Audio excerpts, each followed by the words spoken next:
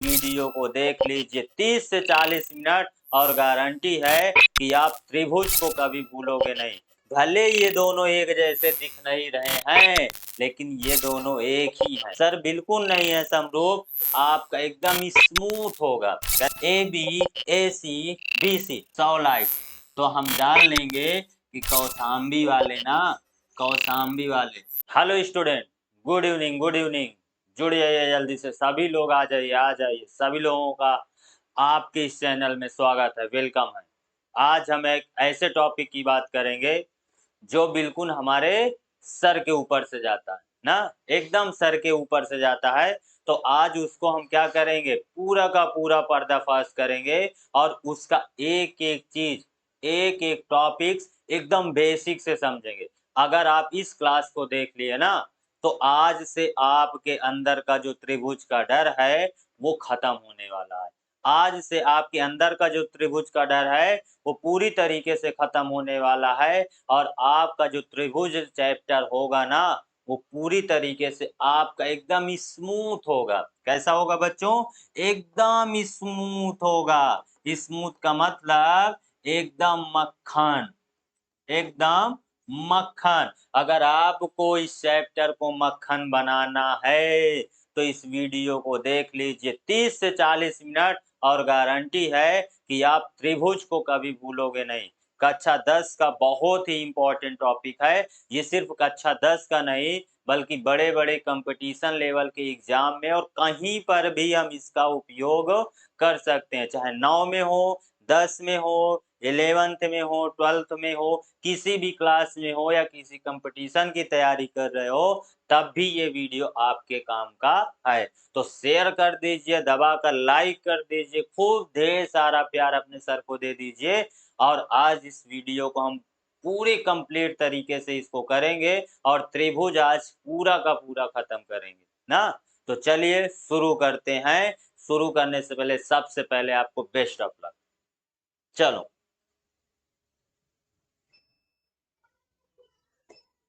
चलो एक चीज बताओ बच्चों ना, सबसे पहले हम त्रिभुज की बात करते हैं ना। तो त्रिभुज की अगर बात करें तो आपके सामने हम दो त्रिभुज बना रहे हैं। आपके सामने हम क्या कर रहे हैं, दो त्रिभुज बना रहे हैं। एक त्रिभुज ये है, एक त्रिभुज ये है ना, एक त्रिभुज ये है और दूसरा त्रिभुज ये है। हमने दो त्रिभुज बनाया, हमने दो त्रिभुज बनाया ये ना। अब हमको बताओ, क्या ये दोनों त्रिभुज आपको एक जैसे दिख रहे हैं? क्या ये दोनों त्रिभुज आपको एक जैसे दिख रहे हैं? तो आप कहोगे सर जी नहीं, ये वाला जो त्रिभुज है ये कैसा है, छोटा है, और ये वाला जो त्रिभुज है ये कैसा है, बड़ा है। ये वाला त्रिभुज कैसा है, बड़ा है ना।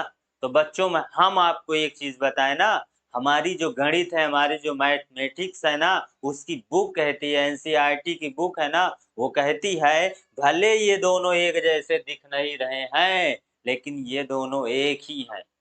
ये दोनों एक ही हैं। आज इसी कॉन्सेप्ट को हम क्या करेंगे बच्चों, पूरी तरीके से क्लियर करेंगे और ये दोनों एक कैसे हैं इसका पूरा का पूरा पर्दाफाश करेंगे। तो रेडी हो जाओ, तैयार हो जाओ और आप लोग तुरंत एक पेन और कॉपी लेकर के बैठ जाओ। इस क्लास को खत्म करते हैं, ठीक है? चलिए शुरू करते हैं। चलो थोड़ा सा देखते हैं, अब चलो देखते हैं। यहाँ सबसे पहले एक शब्द लिखते हैं, एक शब्द लिखते हैं और उस शब्द का नाम है सर्वांग सम। उस शब्द का नाम क्या है बच्चों? सर्वांग सम। ये सर्वांग सम क्या होता है, देखो इसको अगर हम समझें तो सबसे पहले देखो इसमें लिखा सर्व। सबसे पहले क्या लिखा है, सर्व। सर्व का मतलब हो गया सभी। सर्व का मतलब क्या हो गया बच्चों, सभी। दूसरा लिखा है सर्व के बाद इसी में छिपा हुआ है अंग। इसी में क्या छुपा हुआ बच्चों, अंग छुपा हुआ है। इसी में क्या छिपा हुआ, अंग। यानी सर्व अंग यानी सर्वांग।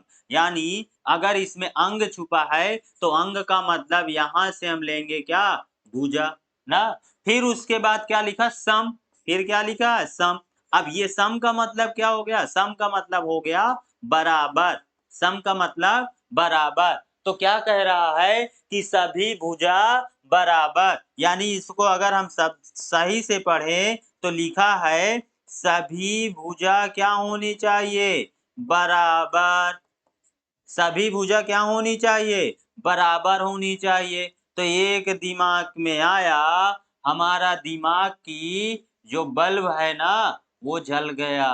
वो क्या हुआ, जल गया। और जला तो सोचा कि सर जी बता रहे हैं सभी भुजा बराबर, किसकी बराबर ना।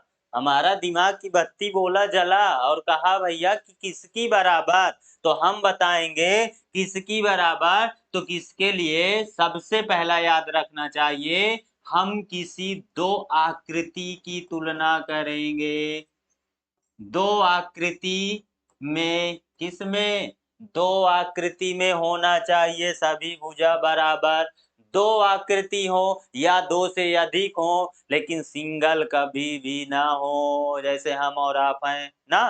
तो सिंगल कभी ना हो, कैसा हो, दो आकृति हो। और दो आकृति का मतलब कि दो आकृति है और उन आकृति में हम देखेंगे कि क्या दोनों आकृतियों की सभी भुजा आपस में बराबर है। अगर आपस में बराबर है तो वो दोनों आकृति, वो दोनों इमेज वो कैसे होंगे, सर्वांग सम होंगे। कैसे होंगे बच्चों, सर्वांग सम होंगे। अब सर्वांग सम का कॉन्सेप्ट अभी समझ में आया है, थोड़ा सा और देखते हैं। अब जैसे मान लेते हैं आपके सामने हम एक चित्र बनाते हैं, एक इमेज बनाते हैं, ये ना, इसका रेडियस हम रखते हैं 3। इसका रेडियस हम रखते कितना, 3। अब दूसरा हम बनाते हैं ये, और फिर से इसका रेडियस हम रखते हैं कितना, 3। हमने 2 बना दिया। कितने बना दिए, 2 बना दिए। एक ये बना दिया, एक ये बना दिया ना। अब इस इमेज का नाम बोल दिए कि ये ए है और ये क्या है, बी है। अब बताओ क्या ये दोनों सर्वांग सम है। हाँ बिल्कुल है सर्वांग सम। क्यों है दोनों सर्वांग सम, क्योंकि दोनों सर्वांग सम इसलिए है क्योंकि इनकी सभी भुजा क्या है, बराबर है। पहली चीज ना, सभी भुजा का मतलब इसका जो रेडियस है, यानी इसकी जो त्रिज्या है, ये जो त्रिज्या है ये आपस में दोनों क्या है, बराबर है। यानी ए की जो त्रिज्या है, ए की जो त्रिज्या है वो भी 3 सेंटीमीटर या 3 मीटर है, और जो बी की त्रिज्या है वो भी 3 सेंटीमीटर या 3 मीटर है। समझ में आया कॉन्सेप्ट थोड़ा सा।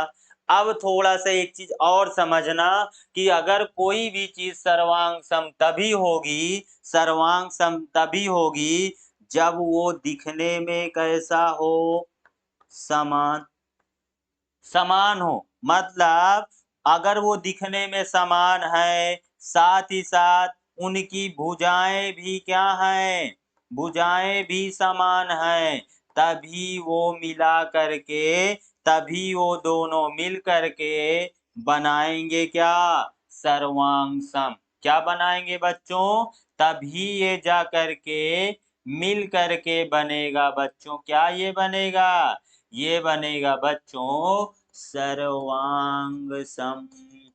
क्या बनेगा, सर्वांग सम। अगर इतना समझ में आया तो बढ़िया से मन लगा करके इतना प्यार से लाइक करो कि वो प्यार हमारे तक आ जाए ना। इतना प्यार से लाइक करो, भेज दो बहुत सारा प्यार, कमेंट सेक्शन में भेज दो, भर दो पूरा कमेंट। क्योंकि ये पहला वीडियो आज जो त्रिभुज का जा रहा है ना, ये त्रिभुज पूरा क्लियर होना चाहिए। अगर समझ में आए इतना, भर दो कमेंट को आज। चलो थोड़ा सा और समझते हैं। अगर हम सर्वांग सम की और बात करें तो सर्वांग सम में पहली चीज तो आकृति कैसे होनी चाहिए, समान। दूसरी चीज भुजाएं कैसे होने चाहिए उनके, समान। तभी वो क्या बनेगा बच्चों, सर्वांग सम बनेगा। अब सर्वांग सम में थोड़ा सा और एग्जाम्पल में समझते हैं। अब जैसे हमने एक आकृति दे दिया, ये एक आकृति दे दिया, ये ना एक आकृति दे दिया, ये दूसरी आकृति दे दिए, ये दूसरी आकृति हमने दे दिया, ये। अब कहो, अब अगर तुमसे पूछा जाए, अब अगर तुमसे पूछा जाए क्या ये दोनों सर्वांग सम है, क्या ये दोनों सर्वांग सम है, तो आप कहोगे सर जी ये सर्वांग सम, ये सर्वांग सम है। ये क्या है? सर्वांग सम है। अब दिमाग की बत्ती अगर जली है, दिमाग की बत्ती अगर जली है, तो अगर दिमाग की बत्ती जली है तो इसका मतलब, अगर तुम कह रहे हो है तो इसका मतलब दिमाग की बत्ती नहीं जली है। अगर जली होती तो कहते सर जी ये सर्वांग सम नहीं है। क्यों नहीं है? दिख तो रहे हैं एक जैसे, दिख तो रहे हैं एक जैसे, यानी दिखाई देने में समान है, लेकिन क्या भुजाएं समान है? नहीं सर जी, ये 7 है, ये 6.2 है, ये 7.4 है, ये 6.6 है, तो भैया कहाँ से सर्वांग सम हुआ? समझ में आया? अगर दो आकृति फिर से हम दे रहे हैं, दो आकृति फिर से हम दे रहे हैं, एक बना रहे हैं ये, एक बना रहे हैं ये, और दूसरा आकृति बना रहे हैं ये। अब बताओ क्या ये दोनों सर्वांग सम है? कहोगे सर जी तो दिखते भी समान नहीं है, तो ये सर्वांग सम, यानी ये दिखते भी समान नहीं है, तो ये हमारे सर्वांग सम बिल्कुल भी नहीं है, ये सर्वांग सम नहीं है। यानी हमें कॉन्सेप्ट समझ में आया कि सर्वांग सम तभी होगा जब दिखने में एक जैसे हो और उनकी साइज भी बराबर हो, तभी वो सर्वांग सम है, अन्यथा वो सर्वांग सम नहीं है। बिल्कुल। थोड़ा सा और समझते हैं कि अगर ये सर्वांग सम नहीं है तो थोड़ा सा हमें बता दीजिए सर जी ये लिखना कैसे है, ये लिखना कैसे है? तो इसके लिए हम थोड़ा सा इसको समझते हैं। मान लेते हैं ये वाला ए है, ये वाला बी है, ये वाला सी है, और ये वाला पी है, ये वाला क्यू है, ये वाला क्या है हमारा आर है। तो इस स्थिति में अगर हम इसको लिखेंगे तो लिखेंगे ऐसे, पहला त्रिभुज है हमारा त्रिभुज ए बी सी बराबर, ए बी सी बराबर, लेकिन कह रहे हैं सर्वांग सम, तो इसमें हमने लगा दिया ये ए बी सी सर्वांग सम पी क्यू आर, लेकिन ये सर्वांग सम नहीं है तो हमने इसको क्या कर दिया? कट कर दिया, यानी ये सर्वांग सम नहीं है। अगर सर्वांग सम होता तो ये क्रॉस ना होता। समझ में आया? अब फिर से समझो, थोड़ा सा फिर से समझो। एक चीज और बताते हैं आप लोगों को, अगर ये वाला समझ में आ गया तो सब कुछ आ गया। एक गोला ये है जिसका रेडियस हम ले लिए 4, एक गोला ये है जिसका रेडियस हम ले लिए 6 ना। अब 2 ले लिए, इस वाले को, इसका रेडियस 4 है, उसका रेडियस 6 है। अब बताओ क्या ये दोनों सर्वांग सम है? तो कहोगे अब इतना तो पढ़ा दिए तो अब इतना तो समझ जाओगे कि ये सर्वांग सम नहीं है। तो अगर सर्वांग सम नहीं है तो आखिर है क्या? तो कहेंगे कि बच्चा ये सर्वांग सम नहीं, ये क्या है? समरूप है, सिमिलर है। आज से 10 का कॉन्सेप्ट शुरू हो गया। ये क्या है? सिमिलर है। यानी सिमिलर के लिए अभी हमने पीछे बताया था, सिमिलर के लिए दिखाई देना एक जैसे चाहिए।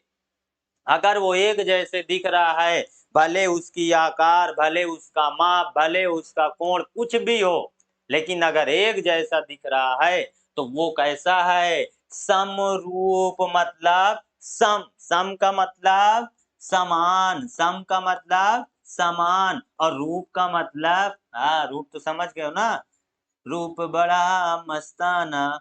तो रूप का मतलब क्या? दिखाई देने वाला, दिखाई देने वाला ना। अगर दिखाई देने वाला दोनों समान है, समरूप और सर्वांग सम में दोनों में दो की आकृति की कंपेयर करवाएंगे। अगर दिखाई देने में वो समान है तो समरूप है, उसकी आकृति या माप से कोई मतलब हमको नहीं है। समझ में आया कॉन्सेप्ट? तो अब समझते हैं आगे समरूप की कहानी। चलो, अगर हम बात करें, अब पहुंच चुके हैं समरूप में। अब कहाँ पे पहुंच चुके हैं? समरूप में। तो अगर हम सिमिलर की बात करें, किसकी बात करें? सिमिलर। तो सिमिलर के लिए सबसे पहला चीज, दिखने में कैसा हो? दिखने में कैसा हो? समान। दिखने में कैसा हो? समान। और उनके अमाप कैसे हो? अगर अमाप बराबर नहीं है तब भी, अगर अमाप बराबर नहीं है तब भी वो क्या होगा? हमारा समरूप होगा।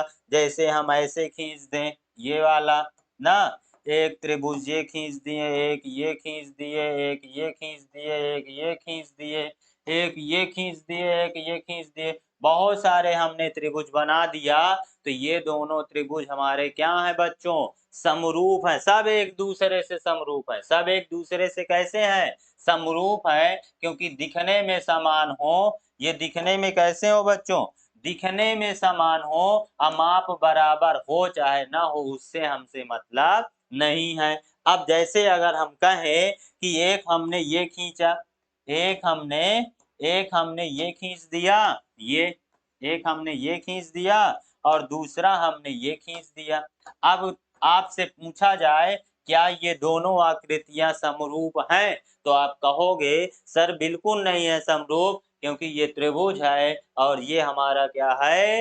ये क्या है? हमारा खटकोण है ना, षटकोण है, 6 भुजाओं वाला, वो 3 भुजाओं वाला है। तो कहाँ से ये दोनों समरूप होंगे? तो समरूप का अगर हम कंडीशन की बात करें, दिखने में एक जैसा हो, अमाप भले भी बराबर ना हो। अब थोड़ा सा इसके आगे हम और चलते हैं। अब इसका कॉन्सेप्ट समझते हैं समरूप और सर्वांग सम का। एक चीज याद रखना, अगर हम तुमसे दो गोला बना दें, अगर हम दो गोला बना दें, एक ये बना दिए, एक ये बना दिए ना, एक छोटा सा और एक बड़ा सा। अब तुमसे कहें क्या ये दोनों सर्वांग सम है? तो कहोगे सर ये तो सर्वांग सम नहीं है, ये सर्वांग सम नहीं है। लेकिन बताओ, अगर ये सर्वांग सम नहीं है तो क्या ये समरूप है? तो कहोगे हाँ सर जी ये समरूप तो है। क्यों समरूप है? क्योंकि दोनों क्या है? गोला है। अब एक कंडीशन और दे रहे हैं, एक कंडीशन ये दे रहे हैं। अब इस कंडीशन में हम ये ध्यान देते हैं कि एक गोला ये है जिसका 1.7 रेडियस है, एक ये है जिसका 1.7 रेडियस है, एक गोला ये है जिसका 1.7 रेडियस है। अब बताओ क्या ये दोनों क्या है? ये दोनों कहोगे सर जी ये सर्वांग सम है। ये क्या है? सर्वांग सम है, क्योंकि दोनों की त्रिज्या बराबर है। लेकिन कहोगे का ये समरूप नहीं है? का ये समरूप नहीं है क्या? तो कहोगे सर जी सर्वांग सम भी है, समरूप भी है, क्योंकि दिखता भी तो एक जैसे है ना, अमाप से हमसे कोई मतलब नहीं। तो ये दोनों आकृतियां क्या है? समरूप है। अर्थात हमको समझ में आया, अर्थात हमको क्या समझ में आया बच्चा? इसको रखते हैं इधर साइड में, तो समझते हैं क्या समझ में आया कि अगर दोनों आकृतियां यानी सभी जो सर्वांग सम होंगे, सभी जो सर्वांग सम, सभी सर्वांग सम समरूप होंगे, समरूप होंगे। लेकिन दूसरा नंबर हम ये कहते हैं कि सभी समरूप सर्वांग सम, सभी समरूप सर्वांग सम नहीं होंगे, नहीं होंगे। समझ में आया? यानी इसमें देखो ये दोनों सर्वांग सम नहीं है लेकिन समरूप हैं, यानी सभी समरूप सर्वांग सम नहीं होंगे, क्योंकि ये समरूप तो है सर्वांग सम नहीं है। लेकिन ये सर्वांग सम भी है, अगर सर्वांग सम है तो समरूप 100% नहीं 110% है, यानी दोनों सर्वांग सम हैं। अगर इतना समझ में आया तो फिर से एक बार कमेंट भर दो, प्यार दिखा दो अपने सर जी को, इतना प्यार दिखाओ, इतना प्यार दिखाओ कि हम प्यार देख करके खुश हो जाएं। और जब इसका अगली वीडियो बनाए ना तो इससे दुगने जोश में बनाए, इससे दुगने जोश में बनाए। और जब टीचर का जोश रहेगा ना तो बच्चा समझेगा कैसे नहीं। ना। तो बढ़िया सा प्यार भर दो, एक बार फिर से दिखा दो अपने सर जी को कमेंट में, खूब सारा अपना प्यार, खूब अपना प्यार न्यौछावर कर दो। और वो कमेंट में भी जाएगा, अपने दोस्तों को भी शेयर कर दो, सबको शेयर कर दो इस वीडियो को ना। चलो थोड़ा सा और बात करते हैं इसके आगे। हमने अभी तक देखा सर्वांग सम और समरूप दोनों को कंपेयर किया, दोनों को समझा कि आखिर इन दोनों में फर्क क्या होता है। अभी हम प्रमेय की तरफ नहीं बढ़ेंगे, अभी हम थोड़ा सा और कॉन्सेप्ट की तरफ चलेंगे, तो फिर आगे चलेंगे। हमने बहुत सारे पे डिस्कस किया, लेकिन अगर हम आगे बात करें तो हम इस चैप्टर में केवल और केवल एक ऐसी आकृति के बारे में पढ़ेंगे और उसी आकृति पे पूरा का पूरा अध्ययन करेंगे। और वो आकृति कोई और नहीं है, वो हमारी आकृति है जिसको हम प्यार से बोलते हैं त्रिभुज। क्या बोलते हैं?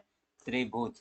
कितना अच्छा नाम है, त्रिभुज। प्यार समझो, त्रिभुज। वाह ना, त्रिभुज ना। अगर त्रिभुज को हम समझे, इसको बच्चों अगर समझना है ना, अगर इस टॉपिक को तुमको समझना है तो समझने के लिए तुमको करना पड़ेगा इस टॉपिक को क्या, फील। क्या करना पड़ेगा? फील। फील का मतलब इससे जुड़ना होगा, महसूस करना होगा। त्रिभुज का नाम आए तो हमारा दिल खुश हो जाए, हाँ त्रिभुज, वाह कितना अच्छा टॉपिक है ना। तो त्रिभुज को समझते हैं। देखो अगर इसको हम देखें तो पहले इसको हम समझते कि है क्या। त्रिभुज का पहला शब्द लिखा है त्रि। पहला शब्द क्या लिखा? त्रि। त्रि, त्रि, त्रि। त्रि का मतलब तीन। त्रि का मतलब तीन। और दूसरा शब्द क्या लिखा है बच्चों? दूसरा शब्द भुज। क्या लिखा? भुज। क्या लिखा है? भुज। भुज का मतलब क्या? भुजा। यानी तीन भुजाओं वाला।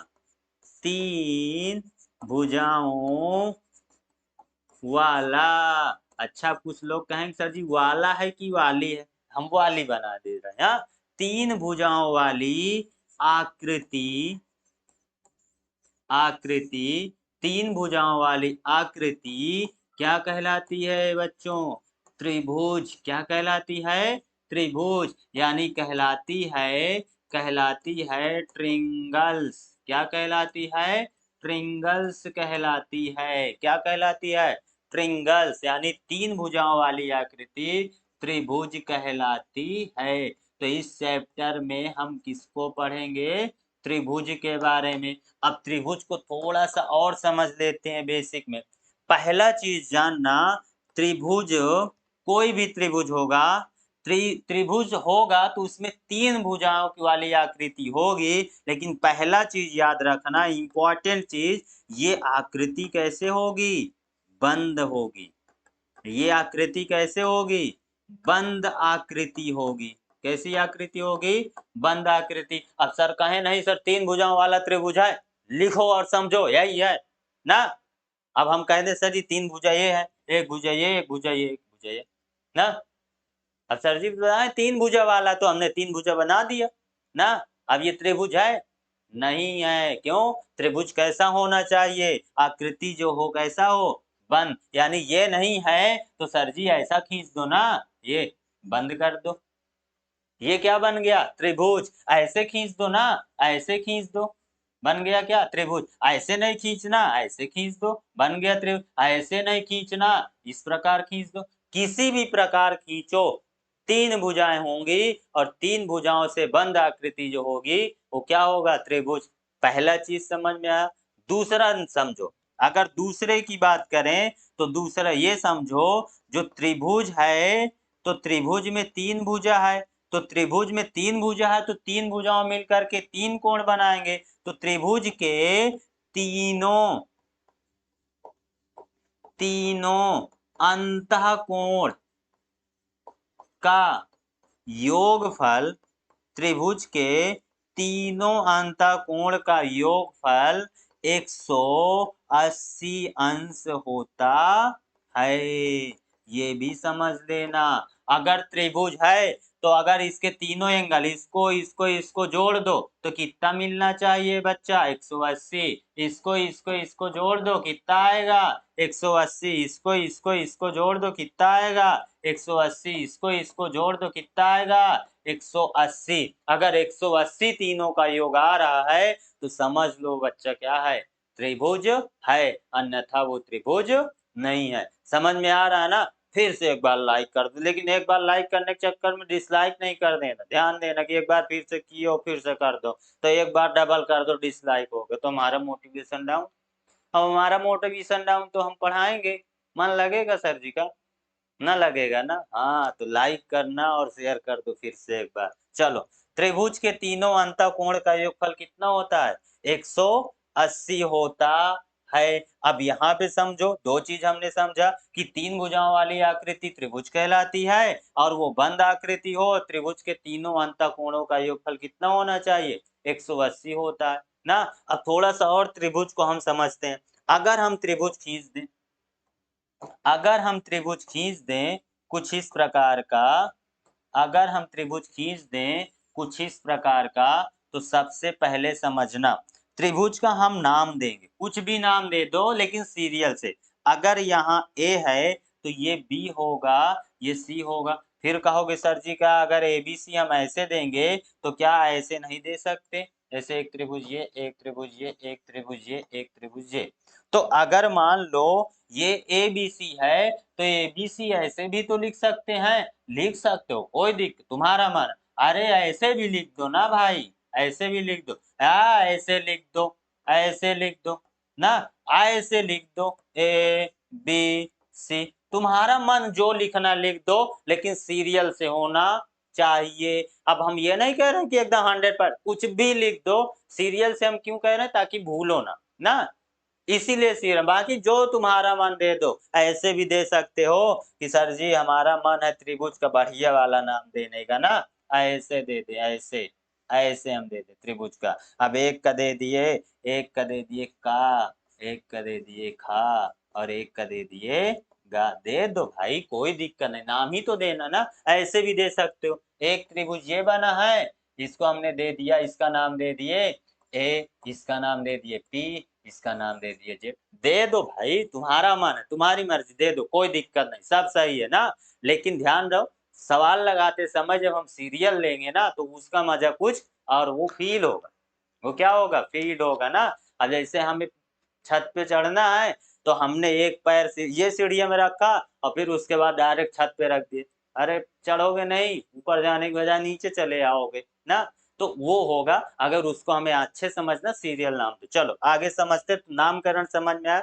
अगर त्रिभुज में तीन भुजा हैं, तीन भुजा हैं तो सबसे पहले फिर से समझो, हम कॉन्सेप्ट क्लियर करा रहे हैं भाई। कॉन्सेप्ट क्लियर हो गया ना तो सब क्लियर हो गया।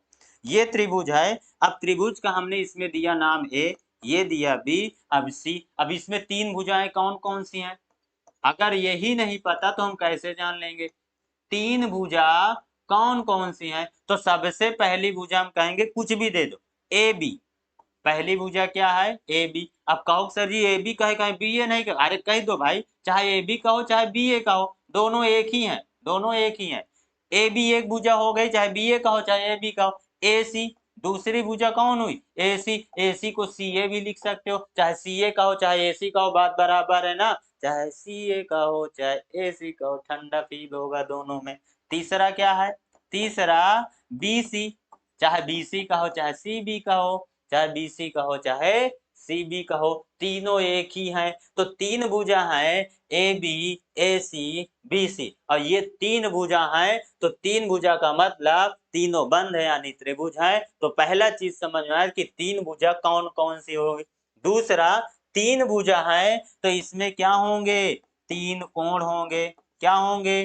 तीन कोण होंगे। अब वो तीन कोण कौन सा होगा? एक कोण होगा ए, दूसरा कोण होगा बी, तीसरा कोण होगा सी। कोण का सिंबल ये है ना, कोण की परिभाषा ही होती है ना, दो भुजाओं के झुकाव को या दो रेखाओं के झुकाव को क्या बोलते हैं? कोण बोलते हैं। तो एक भुजा ये, एक भुजा ये झुक गई, दोनों मिल गए, जहां झुक जाए ना, जहाँ झुक जाए वहां बनता है कोण, सीधी लकड़ी का कोई कोण नहीं, झुक जाओ बन गया कोण। तो कोण का मतलब झुक गया, तो अगर ये झुक गया तो कोण बन गया, और कोण यहाँ पे तीन है, एक ए एक बी एक सी। अब इसको सर जी ऐसे भी लिख सकते हो, कैसे लिख सकते हो, इसको लिख सकते हो जैसे बी हमें लिखना तो कोण सदैव बीच में लिखना, तो अगर उसके संगत भुजाओं का भी हमें लिखना है तो लिखेंगे कोण ए बी सी, यानी हम बात कर रहे हैं बी वाले की। अगर हम लिख दिए कोण ए सी बी तो हम बात कर रहे हैं सी वाले का। अगर हम लिख दिए कोण ए बी सी तो बात कर रहे हैं बी वाले का। अगर लिख दिए कोण सी ए बी तो बात कर रहे हैं ए वाले का। अगर लिख दिए बी ए सी तब भी बात कर रहे हैं ए वाले का। फर्क कितना है, बी ए सी ऐसे गया और सी ए बी ऐसे गया, बात वही है। समझ में आया? तो अगर ये दोनों चीज समझ में आया तो बजाओ ताली। कमेंट में, मोबाइल में नहीं, अपने ऊपर नहीं बजाना है ना। अगर समझ में आया तो फिर से एक बार कमेंट भर दो और एक बार फिर शेयर कर दो।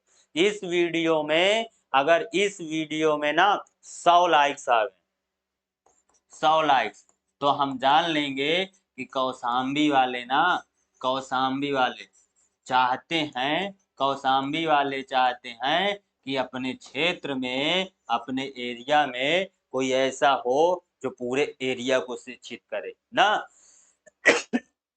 टारगेट कितना है बच्चों, 100 लाइक। दबा के शेयर करो, बस लाइक दबा के शेयर करो, लाइक, क्योंकि बहुत मेहनत से वीडियो बना रहे हैं। और ये वीडियो ना अगर कोई भी बच्चा देख लिया ना, सर्वांग सम और समरूप की कहानी खत्म हो जाएगी उसकी, कभी भूलेगा नहीं। चलो आगे चलते हैं, इतना समझ में आया तो अब आगे चलते हैं थोड़ा सा और। अब बात करते हैं समरूप की और सर्वांग सम की। अब एक थोड़ी सी प्रश्नावली देख लेते हैं, फिर उसके बाद आगे चलते हैं ना। हम प्रश्नावली की तरफ थोड़ा सा चलते हैं, फिर उसके बाद आगे चलते हैं थोड़ा सा ना।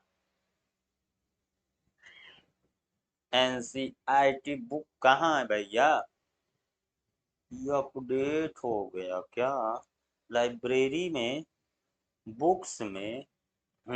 चलो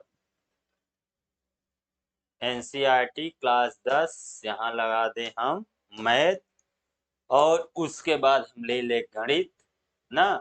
इसके बाद हम ले लें त्रिभुज, और त्रिभुज को त्रिभुज को यहाँ से हम ओपन कर लें, और ओपन करने के बाद इसको थोड़ा सा समझ लेते हैं, इसको इसको समझ लेते हैं ना। हाँ भैया कहाँ गए, इसको समझ लेते हैं ना, इसको समझ लेते हैं।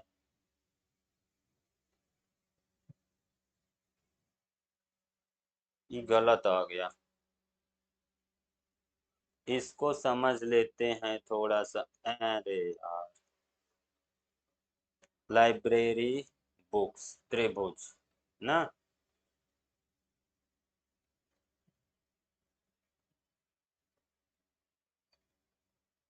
चलो कहाँ गया, कहाँ गया, कहाँ गया, कहाँ, ये ना।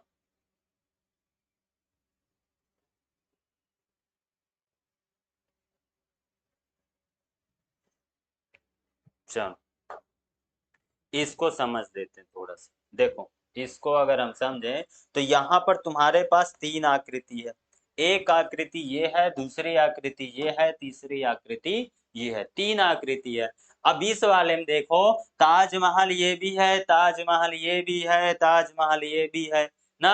एक इतना बड़ा, एक इतना बड़ा, एक इतना बड़ा। तो अगर हम तीनों को समझें तो क्या तीनों सर्वांग सम है?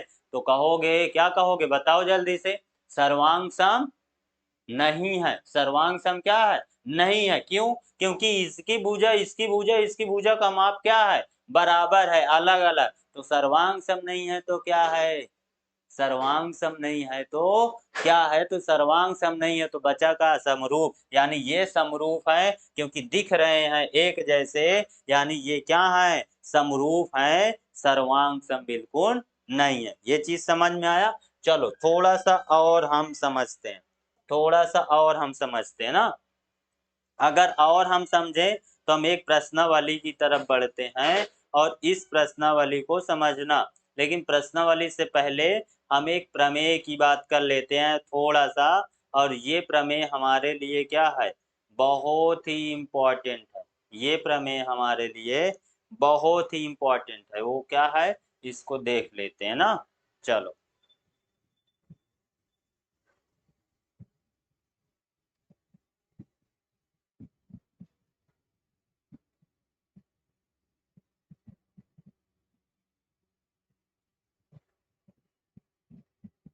ना, ये देखो, पहला इसको समझ लेते हैं थोड़ा सा।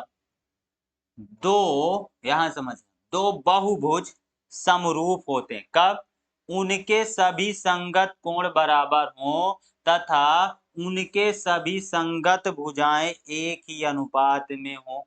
मतलब समझ में आया। मतलब कहने का मतलब इसका है कि दो बहुभुज यानी दो बहुभुज का मतलब दो आकृतियां समरूप कम होगी। सबसे पहला कि उनके संगत भुजाओं का अनुपात, उनके संगत भुजाएं या संगत भुजाओं का कोण, संगत भुजाओं का कोण बराबर होना चाहिए, बराबर हो।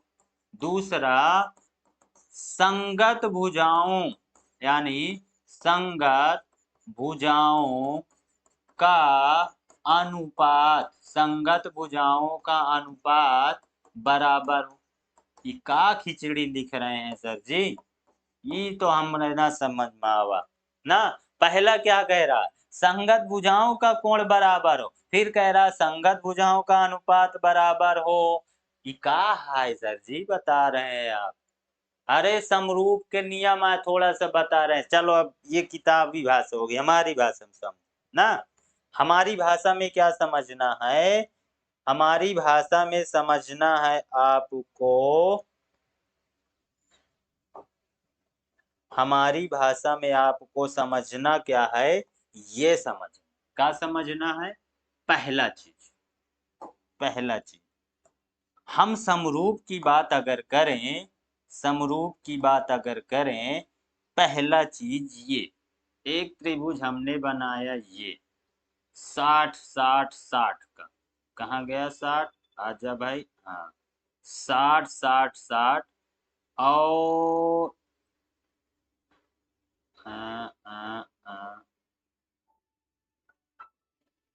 हाँ हमने ये बना ना। उसके बाद दूसरा त्रिभुज हमने बनाया ये बना, दूसरा त्रिभुज हमने ये बना 60 60 60 ना, 60 60 60 ना। छोड़ो इसको रहने दो, हम अपने से बनाते हैं। शेप वाला जल्दी से बनता नहीं, ये शेप वाला अगर इसको हम लेंगे तो ये जल्दी से बनता नहीं, हम अपने से बनाते। एक त्रिभुज हमने लिया ये ना, अब इसका नाम ये है 8 8 सेंटीमीटर, ये है 7 सेंटीमीटर और ये भी 60 सेंटीमीटर। ये 60 है, ये 60 है, ये 60 है।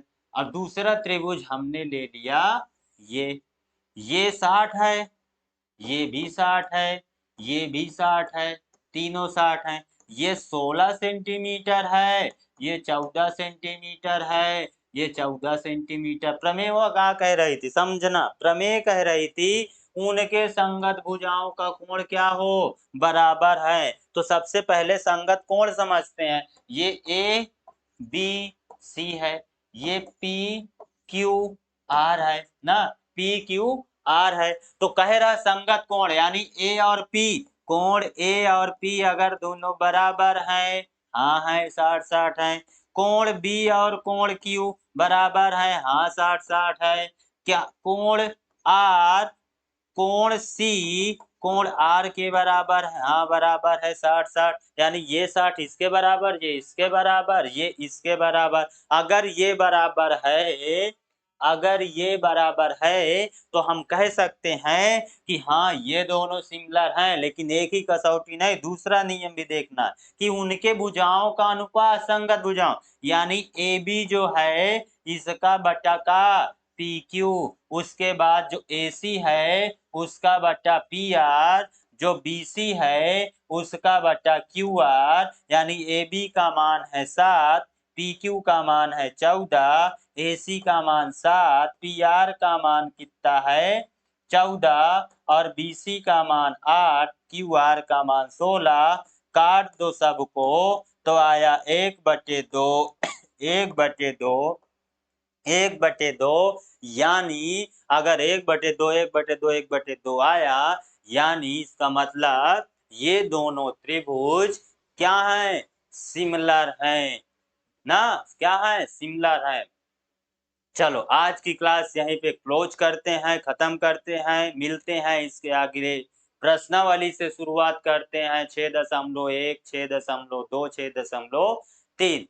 हर वीडियो का एक एक बना देंगे, हर चैप्टर का, उसको अच्छे समझते हैं। अगर ये कॉन्सेप्ट समझ में आया तो लाइक कर दो और सब्सक्राइब करना ना भूलना, शेयर कर दो।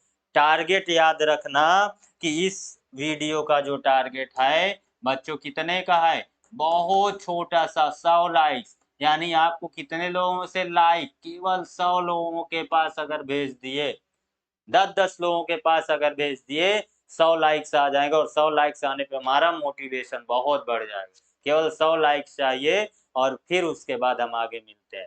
बहुत बहुत आप लोगों का धन्यवाद। मिलते हैं कल नेक्स्ट वीडियो में। Thank you all the best.